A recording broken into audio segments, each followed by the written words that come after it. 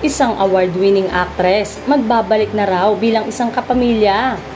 Bukod sa pagbabalik ng aktres at modelong si Jessie Mendiola sa ABS-CBN ngayong buwang ito, ugong-ugong din ang balita na isang award-winning actress ang magbabalik sa poder ng Mother Ignacia bilang isang kapamilya.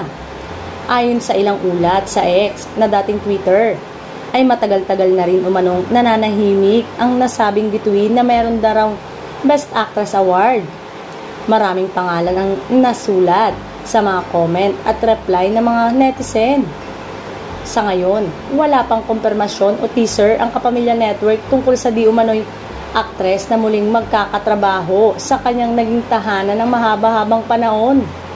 Kung sino man umano ang sinasabing premyadong aktres na mapapanood muli sa platform ng ating ABS-CBN, yan nga ang ngayon pa lang ay inaabangan na ng mga Kapamilya fans.